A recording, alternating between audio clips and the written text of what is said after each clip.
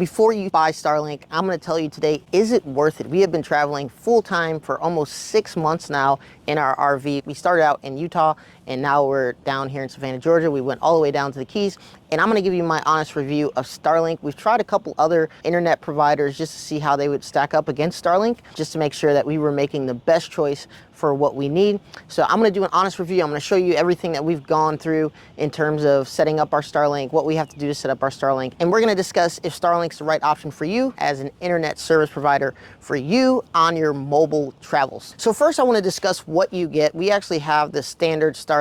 We have the Roam package for our Starlink, and I'm just going to show you real quick what comes in the package when you get your standard Starlink. So you're going to get your router, you're going to get your power supply, you're going to get this cord right here. It's a pretty long cord. Like I said, we have a 42-foot fifth wheel, and this cord extends the whole length of our fifth wheel. And you're also going to get your satellite up there, which actually is where the signal's coming in from, the satellites that are in space. This is one of the mounts that we have now, but I want to show you a couple of mount options. So this is a pole mount that's hooked up to our ladder. The first mount that we actually got was this mount here. It's a roof mount. I had it mounted on the roof ladder. There's a part of a ladder that's actually on the roof. I had this mounted up there, and every time that I would want to set up our Starlink, every time we went somewhere, I would have to climb up on the roof and I would have to hook this up. I had to feed the cable through here, mount the Starlink, and then when we were leaving, obviously I had to do that in reverse order. I had to take the satellite off. I had to take the cord out. I had to take the cord out through here, go up on the roof and unscrew this and take it off. And it worked, right? I mean, it gave us great signal. The issue is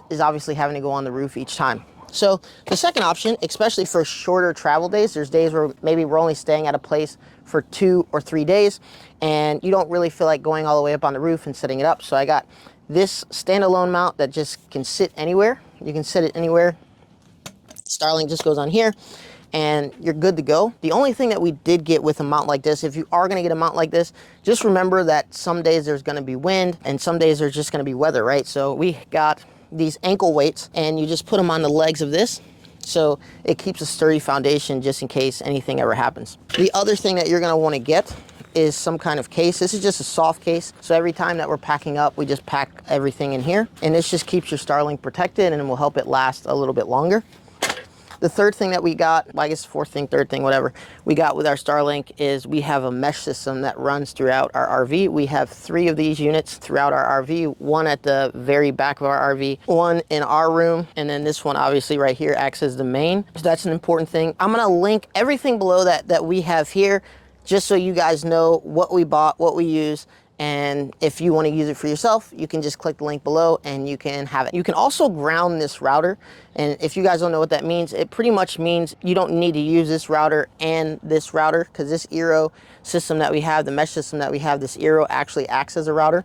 So we actually grounded the router that comes with the Starlink, but the Starlink router will work as well. You're just going to have to, if the signal's not going to be strong enough inside your RV or whatever you're using your Starlink for, then you may want to get a mesh system like this. But it's cool because Starlink allows you to ground it, and if you ever want to unground it, all you have to do is reset it. So for some of the people who actually know what I'm talking about, you'll understand the benefits of doing that. So I just want to talk a little bit about how much we pay for our Starlink and how much it actually was to get the unit for our Starlink. The standard, we have version 3 of the standard. It was about $350 for the unit itself. And then we also have the Roam package, which is $165 a month. Starlink definitely is not the cheapest option that you can get out there, but it has been the most reliable. Like I said, we've tried a bunch of different services, including T-Mobile and a couple other internet service providers as we've went on our journeys, and Starlink by far has worked the best. There's a lot of times where we don't even have any phone signal at some of these RV resorts, and Starlink always has a signal. And there's a couple things that we do with our Starlink. If you're wondering, well,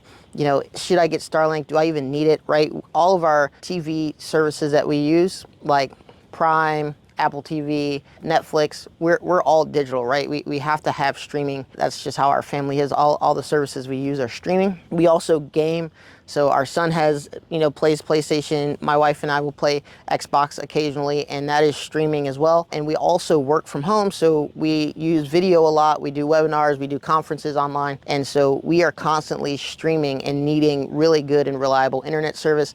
And Starlink by far has allowed us to have really reliable internet service everywhere we went, from Utah to Arizona to Texas, Louisiana, the Keys, and South Carolina, where we're at right now. The last thing I'm gonna show you about the Starlink is what I ended up getting for a mount. So we ended up getting this pole mount. This pole mount actually, the Starlink, the actual like receiver, Starlink, whatever you wanna call it, actually sits higher on this pole than it did when I had it mounted on the roof. And the really cool thing about this pole mount is I no longer have to get on the roof every time I wanna put my Starlink up or wherever we're at in our location. I literally just extend this pole out, feed it up through there. I can be on the ground doing this, place it in here, lock it in place, and we're ready to go to receive internet. So I would highly recommend, if you have a fifth wheel, even if you have any kind of motorhome, A-class, C-class, or even B-class, this pole mount has just been really good at being easy to set up, and it's been really reliable too, and it gets your satellite dish, if you want to call it that, high enough over your unit, but it also allows you to move it so you can align with the satellites. And the Starlink app will help you align with the satellites to get the best signal for your internet. So overall, if you are thinking about getting Starlink and you're like us and you're traveling a lot, if you need to stream, if internet is very important to your day-to-day life, Starlink by far is one of the best services that we have had out of all the services that we've tried. Like I said, there's a lot of times where we don't even get cell phone signal, and the Starlink will still be working, and we need to rely on the Wi-Fi that's coming from Starlink just to be able to use our phones as well. So Starlink, by far, if you're thinking about getting it, you have no hesitations that you need to have, because it has absolutely worked everywhere we've been.